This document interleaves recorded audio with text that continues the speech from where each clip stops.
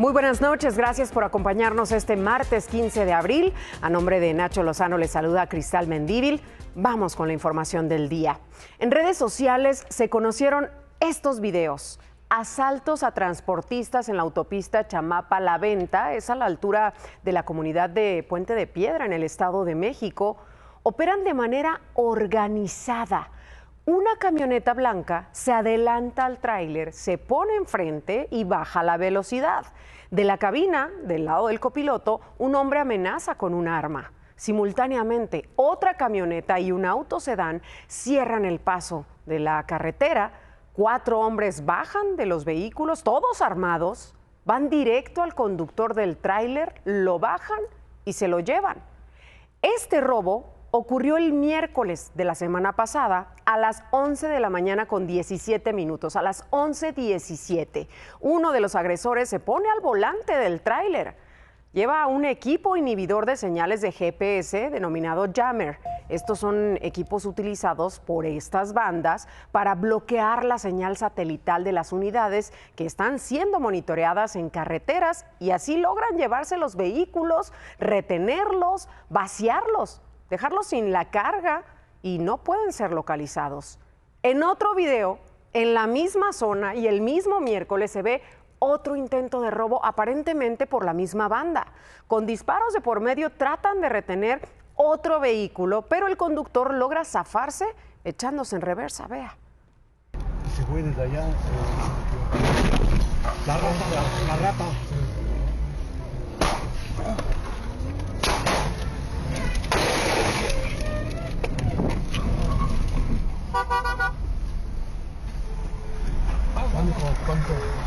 Pánico, pésale.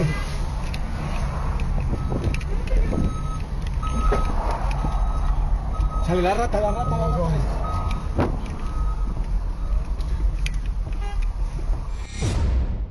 El lugar es ampliamente reconocido como una zona de asaltos a transportistas. Es la zona donde el jueves de la semana pasada el conductor de un tráiler murió baleado. Lo asesinaron al oponerse a un asalto precisamente. Y este otro incidente ocurrió la tarde del domingo en una carretera en Puebla. El conductor del tráiler se percata que al menos 4 hombres armados obstruyen el paso con una camioneta delante de él. 2 de los agresores le apuntan con armas largas. El conductor avanza lentamente, pero no se detiene, no se para. Acelera, aunque le estén disparando. Logra evadir el robo. Los hechos ocurrieron sobre la carretera que va de Ciudad Cerdán a La Esperanza, a la altura de la comunidad El Sabinal, ahí en Puebla.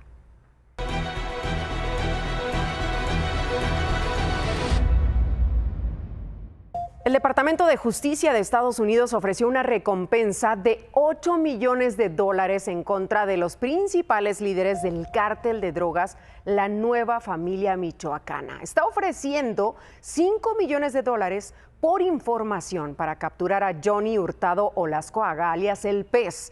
Ofrece también $3 millones por su hermano, José Alfredo Olascoaga, alias El Fresa. Hay que recordar que la administración de Donald Trump designó a la Nueva Familia Michoacana como una organización terrorista extranjera. Y en Tlaquepaque, en Jalisco, atacaron a los tripulantes de un jeep en la colonia López Cotilla. Ahí están las imágenes del momento. Mataron a 2 hombres que iban a bordo de este vehículo. Autoridades confirmaron que ese coche, esa camioneta Jeep Rubicon, perteneció a un hombre apodado El Gordo Arce, un creador de contenido y amigo del influencer Marquitos Toys, quien ha sido amenazado por una facción del cártel de Sinaloa. Este sujeto no iba a bordo de la camioneta porque se especuló en un primer momento que lo habían asesinado a él, pero acababa de vender el coche. Y en Culiacán, Sinaloa, un comando atacó una caseta de la policía municipal. Esto en la colonia Los Huizaches. Un policía murió y otro quedó herido. Según testigos, los agresores iban en varios vehículos y cuando llegaron a la caseta dispararon. En la zona se encontraron más de 200 disparos. El agente fallecido fue identificado como José Adolfo Moreno y tenía 1 año y 2 meses de servicio. Y mire, aquí hemos dado información sobre la desaparición de 6 jóvenes en Coacalco, en el Estado de México. La Fiscalía del Estado asegura que 2 de ellas siguen desaparecidas.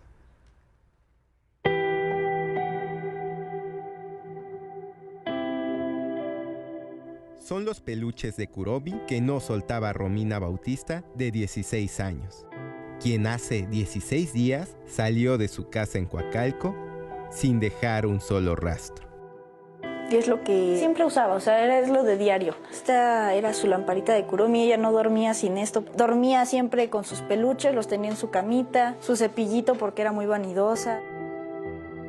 Esta es la última foto que tiene su familia de ella.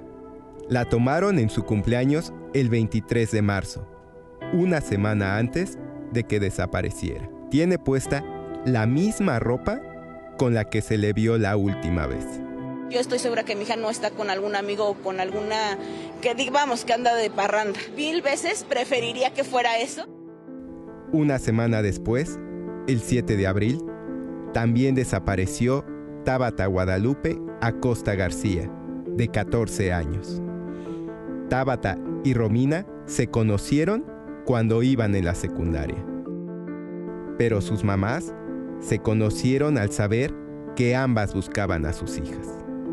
Y aunque desaparecieron con días de diferencia, existen algunas coincidencias, como el hecho de que un amigo en común les diera ubicaciones falsas o que ambas desaparecieran casi en el mismo punto. El modus operandi de ambos casos es muy similar, o sea, es el mismo modo. Las ubicaciones falsas a las que nos mandaron están cerca, porque están a 10 minutos de distancia las niñas. Aunque dicen que han recibido atención de las autoridades, decidieron empezar su propia investigación. Así, supieron que alguien entraba a las cuentas de redes sociales de las 2 adolescentes. Se había conectado, pero fue nada más así como que unos cuantos minutos y se volvió a desconectar. Y de ahí no se ha vuelto a conectar.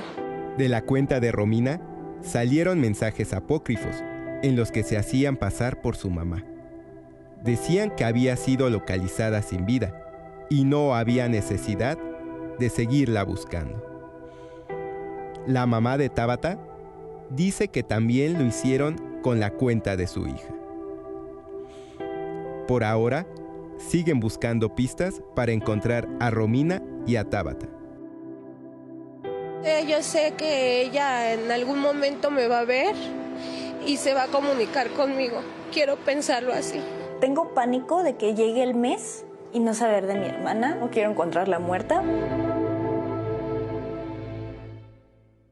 La esperanza vive en ambas familias. La madre de Romina y la de Tabata fueron citadas esta tarde en las instalaciones de la Fiscalía del Estado de México para informarles avances sobre las investigaciones.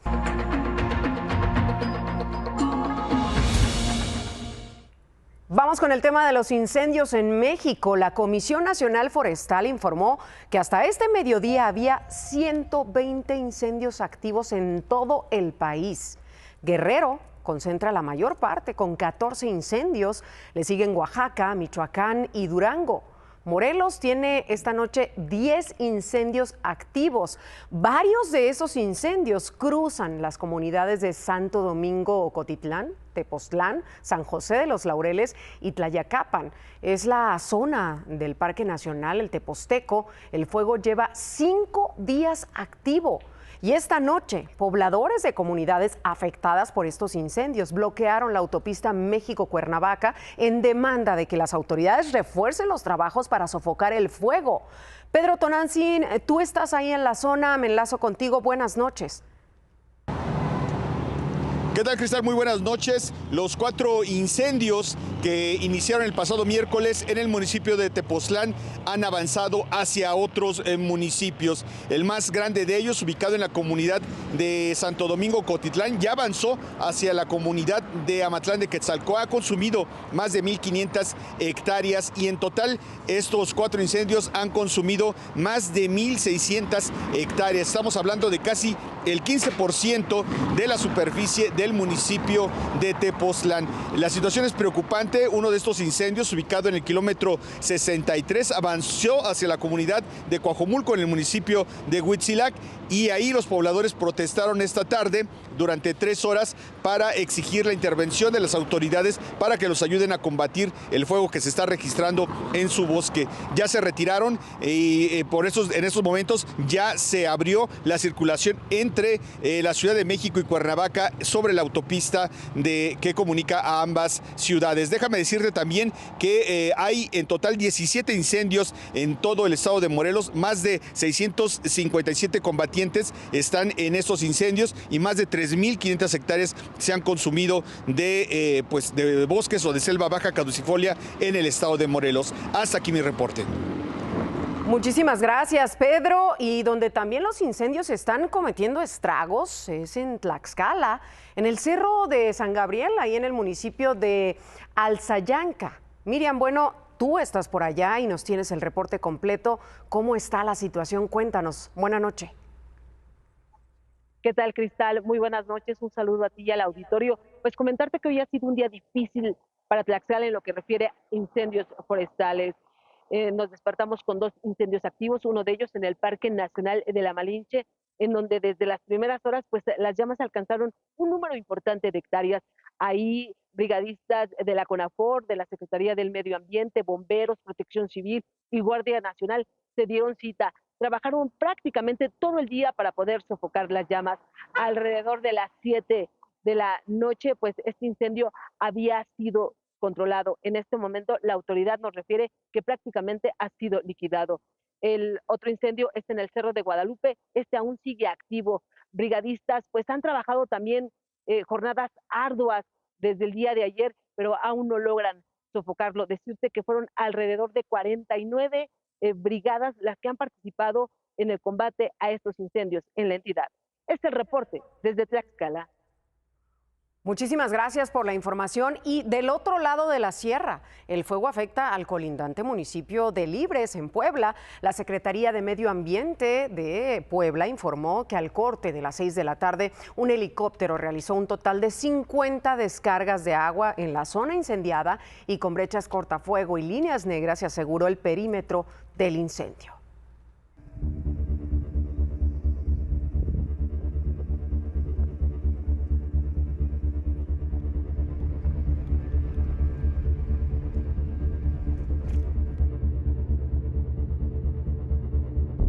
Con este terrible incendio van 193 en lo que va del 2025 que han afectado a nuestros bosques, a los bosques de Puebla.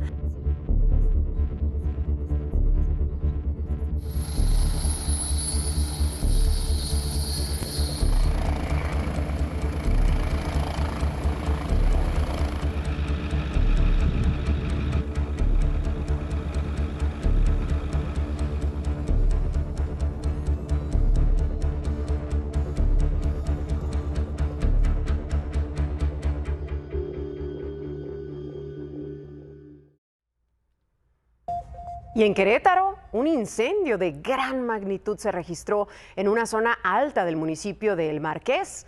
Debido a la magnitud precisamente de este siniestro, el fuego se extendió hacia el municipio de Querétaro, alcanzando la zona del Tángano, un área natural protegida. Hasta el momento se han afectado aproximadamente unas 500 hectáreas. El terreno accidentado y de difícil acceso ha complicado el trabajo de los brigadistas. Y ante la salida de vacacionistas en esta Semana Santa, la Guardia Nacional informó que 42,000 elementos van a estar desplegados en todo el país. Además, casi 6,000 efectivos implementarán el operativo Carrusel y otras acciones para evitar accidentes en las carreteras. También nos van a ver ustedes en algunos puntos antes de llegar a puntos delicados de la carretera. Con los radares nosotros vamos a recordarles que deben de moderar la velocidad. Y le informo que en lo que va del operativo Semana Santa, Caminos y Puentes Federales tiene registrados 221 accidentes. Las 3 autopistas más transitadas son la México-Querétaro, la México-Acapulco y la México-Veracruz. Según datos preliminares de Capufe, hasta ayer se habían contabilizado 309,000 salidas por carretera desde la Ciudad de México. Y en otras cosas, temprano, la presidenta Claudia Sheinbaum sostuvo que se ha avanzado en el cumplimiento del acuerdo bilateral de aguas con Estados Unidos. Eso sí, rechazó que haya sometimiento por parte de México. Hay un tratado de 1944 donde Estados Unidos da agua y México da agua. México en los últimos años no ha dado la cantidad de agua del tratado porque ha habido sequía. Pues porque sencillamente no hay agua. Entonces es falso que se está cediendo de más o que no hay acuerdo con los gobernadores. Hoy todavía hay reuniones con el gobernador de Coahuila, en la tarde con la gobernadora de Chihuahua. This is Liberation Day. El gobierno de México respondió a la amenaza de Estados Unidos, ya sabe, esta guerra de los aranceles, los nuevos que platicamos ayer, se acordará, a las importaciones de jitomate mexicano. El secretario de Agricultura, Julio Verdegué, explicó que es un escenario conocido y seguramente se resolverá igual, aunque expertos y productores tienen sus reservas. Ensaladas y catsup más caras son el as bajo la manga del gobierno de México ante las amenazas de nuevos impuestos a los jitomates, cuya industria depende en buena parte de las exportaciones.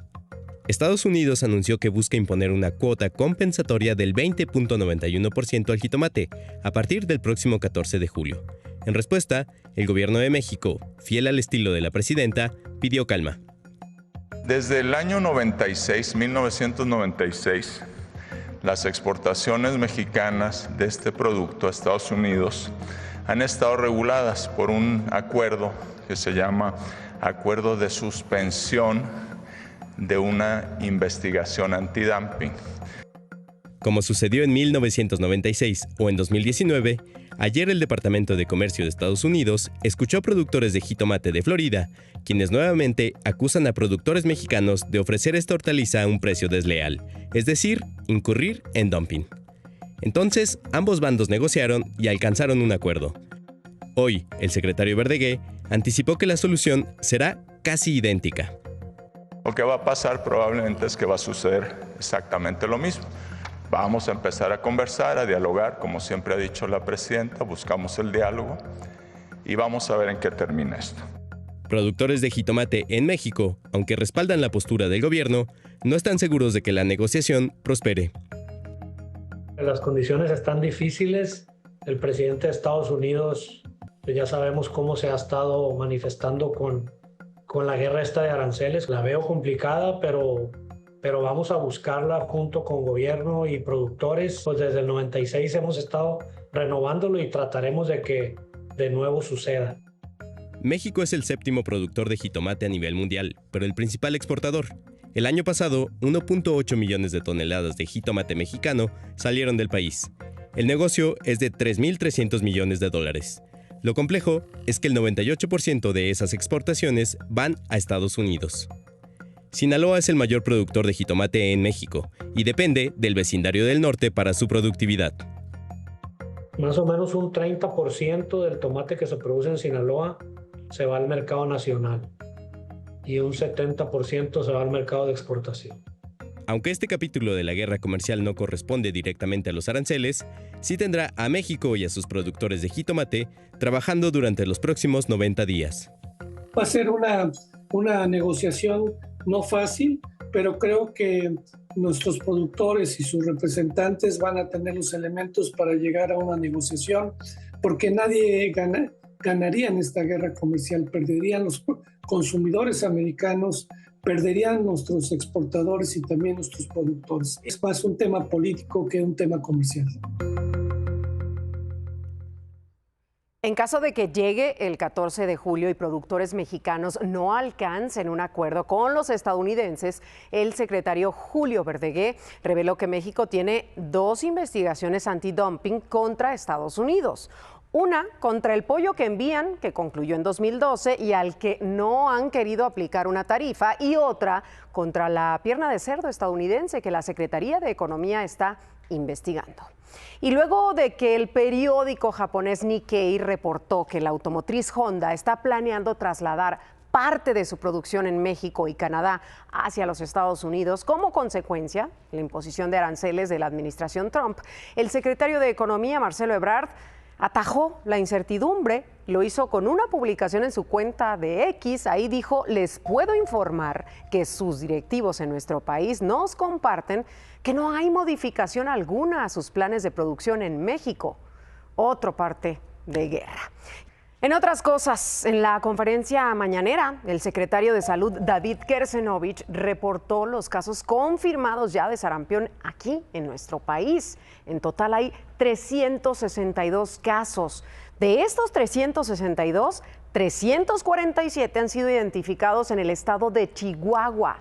Le siguen Campeche, Oaxaca y Sonora, con 4 casos respectivamente. Vamos con más noticias. La reapertura de las estaciones Cuauhtémoc, Insurgentes, Sevilla y Chapultepec de la línea 1 del metro de la Ciudad de México será el 23 de abril, luego de los trabajos de rehabilitación. Actualmente opera de Patitlán a Valderas.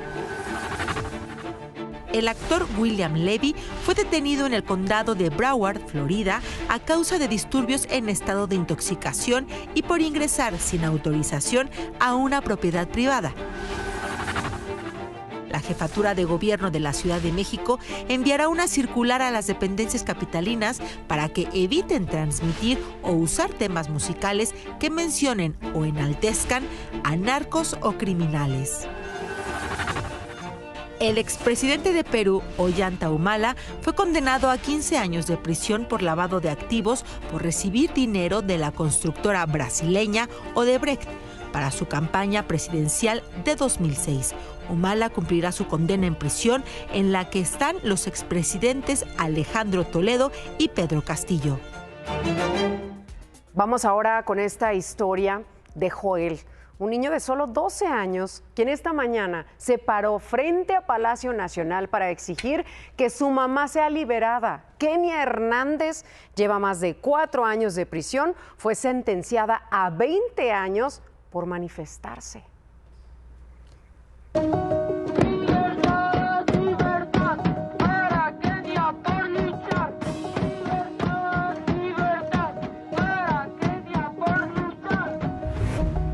Hoy Joel, un niño de 12 años, llegó a Palacio Nacional para exigir la liberación de su madre, una activista que tiene más de 4 años en prisión. Presidenta, digo que por favor analice, cheque el caso de mi mamá, que se meta a profundidad. Hace 4 meses usted me dijo que iba a checar ese caso porque nos encontramos en Tlapa, Guerrero. Yo le entregué una carta en sus propias manos y me dijo que iba a checar ese caso. Y por favor le pido que sí lo cheque, por favor, porque no ha habido respuesta de usted. El 6 de junio de 2020, Kenia Hernández fue detenida en la caseta La Hortaliza, en la carretera Toluca-Valle de Bravo, mientras protestaba por los feminicidios y violencia contra los pueblos indígenas de la montaña de Guerrero. Fue sentenciada a más de 20 años de prisión por ataques a las vías de comunicación. Integrantes del Frente Popular de la Montaña y habitantes de las zonas más alejadas de Guerrero siguieron a Joel hacia la Ciudad de México. Sí, me siento feliz, me siento conmovido debido a que no me esperaba de que tantas personas apoyaban sobre el caso de mi mamá. Hoy por la mañana, Joel intentó entrar a la conferencia mañanera, pero nadie le abrió las puertas de Palacio Nacional. Más tarde le avisaron a él y al abogado de Kenia que los recibirían en la Secretaría de Gobernación. Se reunieron con el subsecretario de Derechos Humanos, a quien le pidieron la liberación de Kenia y la reparación del daño. Pues dicen que ellos han estado al pendiente de ese caso, de que lo están sucediendo, se están profundizando en ese caso.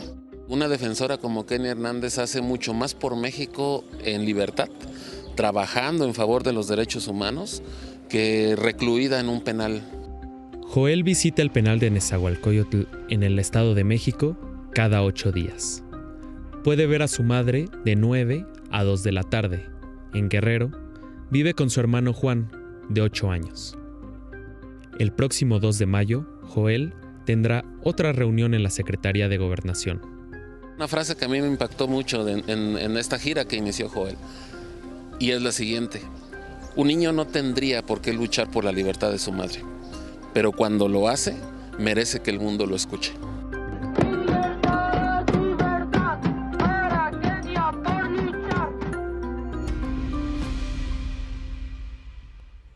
Vamos a cambiar de información. Carlo Acutis murió de leucemia en el año 2006. Tenía solo 15 años.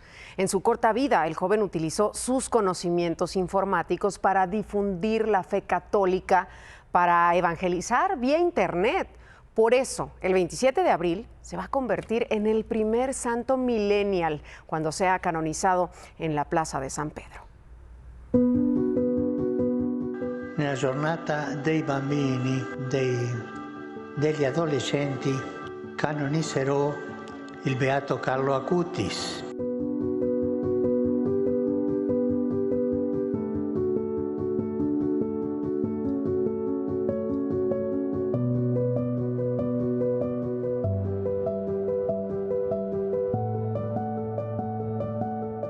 The first miracle he did the day of the funeral, because a woman with a breast cancer prayed Carlo, and she had to start the chemotherapy, and the cancer disappeared completely. So this was the first miracle, and since then we had so many miracles each day.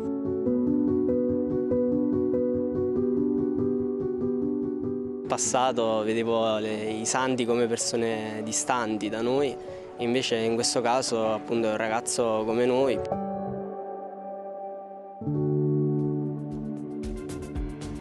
Se habla, por supuesto, de algunos milagros alrededor de este jovencito y ya tendremos más información seguramente. Ahora vamos con más noticias.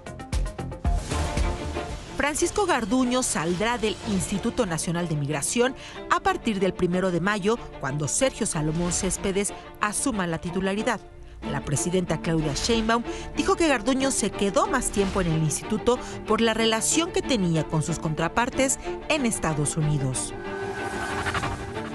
La Secretaría de Marina inició la operación Sargazo 2025 con el monitoreo, pronóstico de arribo, contención y recolección del sargazo en las costas de Quintana Roo. El gobierno estatal proporcionó maquinaria, embarcaciones, equipo especializado, sistemas de detección y monitoreo. 29 cámaras de seguridad presuntamente instaladas por grupos criminales fueron retiradas en Ciudad Cuauhtémoc, Ecatepec. En un mes han asegurado 97 cámaras en el municipio. Ya estamos de regreso con más información. Esta noche, el Ayuntamiento de Teocaltiche, en Jalisco, confirmó el asesinato del director de la Policía Municipal, de Ramón Grande Moncada. Lo balearon cuando se encontraba a bordo de su vehículo. Su esposa resultó herida. Grande Moncada tenía 53 años. A finales de febrero, la comandancia de Teocaltiche fue intervenida por la Policía Estatal de Jalisco y por la Guardia Nacional, luego de que 8 policías municipales fueron plagiados cuando se dirigían a Guadalajara a hacer exámenes de control de confianza. Así llegamos al final del espacio informativo. Muchísimas gracias por acompañarnos esta noche de martes. Descanse, se quedan con ¿Qué importa?